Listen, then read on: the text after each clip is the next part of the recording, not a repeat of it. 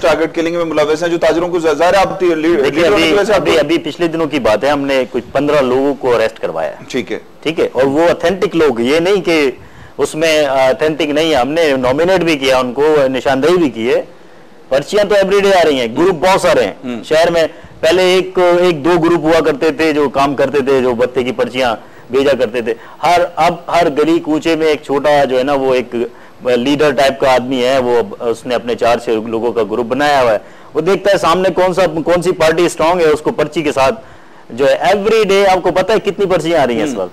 Everyday 100 से ज्यादा पर्चियां आ रही हैं एवरीडे, और साथ में सिल्वर की गोली आती है, नाम आते हैं, उसका टेलीफोन नंबर होता है, हम उसको नॉमिनेट कराते हैं, हम उस पर कॉल जाती है, कॉल आने के बाद उस पर बात होती है, एवरीथिंग, मतलब सब कुछ होता है उसके ऊपर।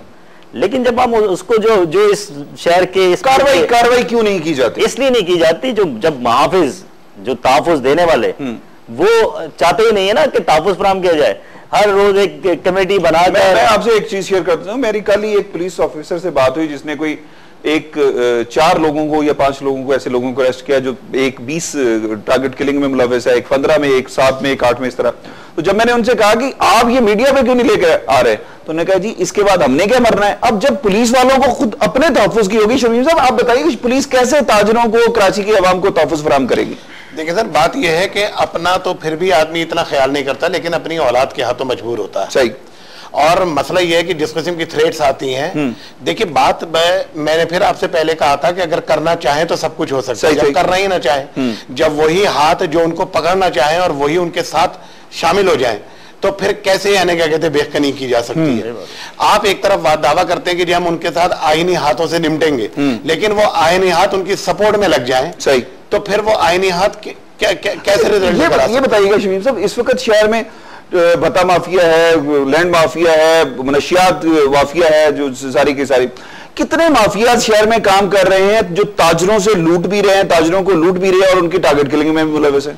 ये बिल्कुल आप सही कह रहे हैं, कोई 1-2 नहीं है, ये 85 हैं जी, मुख्तलिफ, क्योंकि छोटे छोटे ग्रुप, जैसे फहीम ने बताया कि भाई छोटे छोटे ग्रुप्स हैं, ये कोई बहुत बड़े बड़े ग्रुप्स नहीं है। और असल में मसला ये है कि हमारे यहाँ जो हमारे यहाँ ये अदालती निज़ाम है, जब तक उसको हम दुरुस्त नहीं करेंगे, लेजिस्लेशन सही नहीं करेंगे और उसके अंदर फौरी उनको सजाएं नहीं होंगी, उस वक्त तक ये काम नहीं हो सकेगा। शमीम फिरपो साहब, फहीम नूरी साहब मेरे साथ आप मौजूद हैं, आपसे गुफ्तगू का सिलसिला जारी रहेगा। नाज़रीन यहाँ पर लेंगे एक ब्रेक, और ब्रेक के बाद जब वापस आऊंगा तो मैं जरूर पूछूंगा कि क्या हमें अदालती निज़ाम को अपने फिर दोबारा से रिवाइव करना होगा या अदालती सिस्टम को, जुडिशरी सिस्टम को एड्रेस करना होगा, ताकि इस तरह के जराइम जो हैं जिनका फौरी तदारक के लिए यही है कि जुर्म की सजा जो है वो फौरी दी जा सके, जिस तरह हमारा इस्लाम भी कहता है कि जुर्म की प्रमोशन ना की जाए बल्कि जुर्म के नतीजे में मिलने वाली सजा को प्रमोट किया जाए, तो यकीनन जुर्म का खात्मा हो सकता है। हमारे साथ रहिएगा। हम लेंगे मियां तारिक के साथ। नाज़रीन आज का जिस तरह हमारा मौजू है, शहर कायद में आमद रमजान के मौका पर टारगेट किलिंग और बत्ताखोरी अरूज पर पहुंच चुकी है। क्या इस बत्ताखोरी को रोका जा सकता है? क्या ये लोग जो कि अपने बहुत थोड़े से मफाद के लिए कीमती जाने जाया कर देते हैं, लोगों की जमा पूंजी जो है वो जाड़ देते हैं, लोगों के बिजनेस तबाह कर देते हैं, क्या ये स्पेसिफिकली कोई ग्रुप है या हर एरिया में मौजूद जो छोटे छोटे ग्रोह हैं और छोटी छोटी जमातें हैं, छोटे छोटे जो टेररिस्ट विंग कह ले जमातों के, क्या वो ये सारा कुछ कर रहे हैं? क्या इसको कैसे रोका जा सकता है? हमारे साथ इस वक्त मौजूद हैं स्टूडियो में फहीम नूरी साहब, सदर अलायंस मार्केट्स ऑफ सदर के नायब सदर हैं, और इसके अलावा शमीम फिरपो साहब हैं, चेयरमैन हैं फिरपो ग्रुप ऑफ कंपनीज के और सीनियर ताजर रहनुमा हैं, हमारे साथ मौजूद हैं। मैं फिरपो साहब एक दफा फिर वही आपसे एक सवाल जो मैंने पहले किया था कि ये जो ग्रोह बन गए हैं हमारे यहाँ, इसको अगर पहले ही रोक दिया जाता, पहले पनपने दिया गया, फिर अब उसको वो जिन जो है हमारे काबू में नहीं आ रहा, किस तरह अब मुमकिन है, किस तरह हम इन सारे मामला से निजात कैसे हासिल कर सकेंगे? सर मैं आपको बता रहा हूं कि तमाम चीजें मुमकिन हैं, असल बात है नीयत की कि आप करना चाहते हैं या नहीं करना चाहते। जो इसमें सियासी जमातों का किस हद तक कसूर है ये बताएं। देखिए कसूर उनका भी है इसमें, मैं समझता हूं कि भाई यानी कोई सियासी जमात ऐसी नहीं है जो बिल्कुल पाक साफ हो। सही, कुछ ना कुछ को लिमिट्स अगर वो नहीं भी चाहते तो कुछ लोग उनके साथ ऐसे शामिल हो जाते हैं और लग जाते हैं आनकर। मेरा लीडर जो है क्या कहते हैं सराज कासिम तेली है BMG ग्रुप का, तो एक ही बात कहता है अगर ये 3 जमातें मुत्तहिद हो जाए और ये तय कर ले कि यहाँ पर जराइम नहीं होने देने हैं तो कोई कौवा भी पर नहीं मार सकता, यानी उसके अंदर मुतअद्दा भी है, ANP भी है और पीपल्स पार्टी भी। ठीक है, वो कहते हैं ये तीन ही जमातों का यहाँ पर होल्ड है, और अगर ये तीनों जमातें तहिया कर लें तो इसके अंदर कोई किसी की मजाल नहीं है के ऊपर। इसी तरह से वो एक बात और भी कहते हैं, वो ये कहते हैं कि भाई SHO, मैं समझता हूं कि वो तमाम यानी इलाकों से अपने वाकिफ होता है कि कहां पे क्या हो रहा है, क्या बिल्कुल ठीक है, जो कुछ हो रहा होता है उसकी मर्जी के साथ हो रहा होता है। अगर आप सही यानी पुलिस को बारसूरत, उसमें मैं ये समझता हूं कि उनकी भी एक चीज बताइएगा, आपने कहा SHO की मर्जी से हो रहा होता है। कराची में पिछले 3 माह में कोई तकरीबन 50 के करीब पुलिस अफसर और जवान जो है वो मारे जा चुके हैं।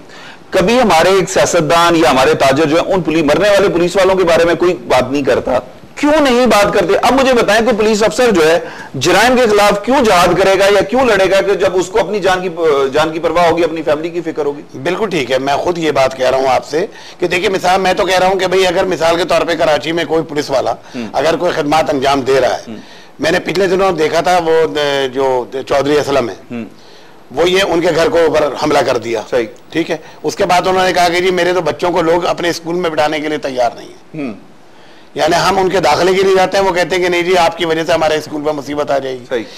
तो ये स्टेट का काम है कि वो उनको तहफ़्फ़ुज़ फराहम करे, खास तौर से जो ऐसे दिलेर हमारे पुलिस वाले हैं या दिलेर हमारे रखवाले हैं, उनके तो बच्चों को तहफ़्फ़ुज़ देना स्टेट का काम है। वैसे तो सबको तहफ़्फ़ुज़ देना स्टेट का काम है, लेकिन कम अज कम ऐसे लोगों को जो कुछ करना चाहते हैं और करके दिखाते हैं, उनका रिकॉर्ड ट्रैक भी ऐसा है कि भाई यानी, और अगर स्टेट ही ना चाहे ये सारा कुछ करना, तो मैं वही तो आपसे अर्ज कर रहा हूँ, फिर क्या होगा? मैं तो बार बार आपसे कह रहा हूँ, तो वहां पर फिर फेलियर होता है। अच्छा, फेलियर हो गया, फेलियर के बाद इस सिस्टम को कैसे शमीम साहब ठीक किया जाएगा? फिर वही बात कि भाई यानी जब अगर वो ठीक करना चाहेगा जो भी आने वाला है, मिसाल के तौर पर मैं एक बात आपसे कह रहा हूं, आपने फिर इलेक्शन में इन्हीं को वोट दे के ले आना है।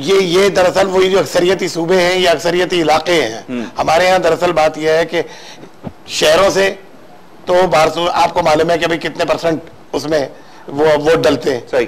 जो लोग यानी राशुमारी में हिस्सा लेते हैं वो कितने लोग लेते हैं? लोग पड़े घरों में VCR देखते रहते हैं, अपने फराइज को निभाते नहीं है कि भाई यानी उनका ये फर्ज है कि वो वोट दें। अच्छा, और जो देहाती इलाके हैं वहां पे ठप्पे रखते हैं, सही, वहां से यानी अपनी पसंद के रिजल्ट आ जाते हैं सारे। तो ये जब तक सिस्टम चेंज नहीं होगा, वैसे इसके अंदर बहुत बड़ा काम अब मीडिया कर रहा है। मीडिया ने बहुत अवेयरनेस दी है, लोगों को बताया है कि आपके हुकूक क्या है, आपके वोट की ताकत क्या है। ये अब चीजें लोगों के जहन में आ रही हैं, लोग अब दिलचस्पी लेने लगे। देखिए 2, 4, 6 इलेक्शन होंगे, उसके बाद लोगों में ये पुख्तगी आएगी। सही। अभी जो है अभी इब्तिदाई मराहिल में है।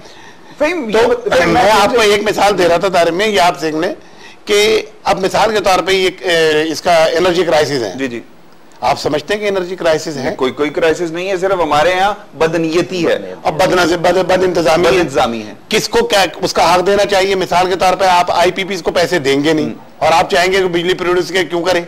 अब आपके पास पैसे हैं, पैसे आप रेंटल के लिए तो दे सकते हैं, करोड़ों रुपए अरबों रुपए यानी आप एडवांस में दे सकते हैं, लेकिन IPPs के बिल नहीं देने के लिए पैसे, कमीशन मिलता है ना। जब IPPs को आप पैसे नहीं देंगे तो वो क्यों प्रोड्यूस करेंगे?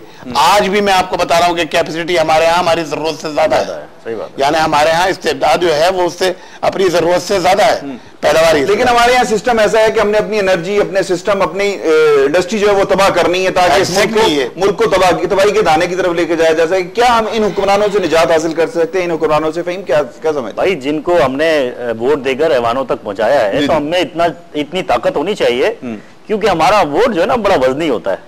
ठीक है, इस वोट की वैल्यू हमें नहीं पता।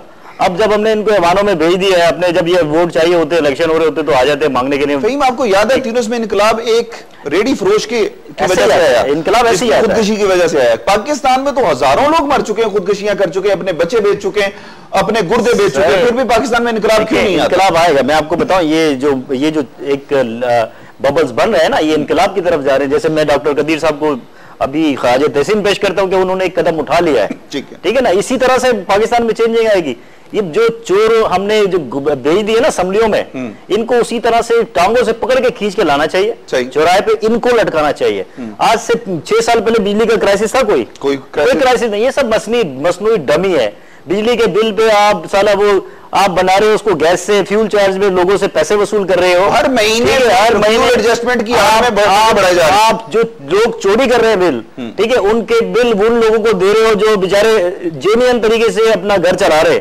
ये चोर हैं सारे, इनकी जो है ना ये सारी प्लानिंग है भाई। मैं एक चीज आपके साथ शेयर करना चाहूंगा, कराची इलेक्ट्रिक सप्लाई कॉर्पोरेशन जो है वो निजी कंपनी को दे दी गई। पहले निजी कंपनी ने जिस आड़ में उसका तबाही किया, अब एक और काम हुआ है पिछले कुछ 4 साल में जब से ये गवर्नमेंट आई है कि अब जिस कंपनी के हैंडओवर है कराची इलेक्ट्रिक सप्लाई कॉर्पोरेशन की डिस्ट्रीब्यूशन, ये सारा इंतजाम, उस कंपनी ने सबसे पहले ये काम किया कि कॉपर के वायर जितने थे वो उतार के सिल्वर में तब्दील किए, जितने में उन्होंने खरीदी उससे दुगने पैसे उन्होंने कॉपर बेच के हासिल कर लिया। अब कराची में लाइन लॉसेस की मद में और जितना नुकसान हो रहा है वो सारे का सारा सार्फिन पे डालकर पिछले गुज़श्ता माह का जो बिल है उसमें मोस्टली इलाकों में 300 यूनिट से ज्यादा लोगों को एक्स्ट्रा डाले गए। क्या होगा इस मुल्क का कि जब कोई पूछने वाला नहीं होगा? शिवी साहब, तारिक, मैं एक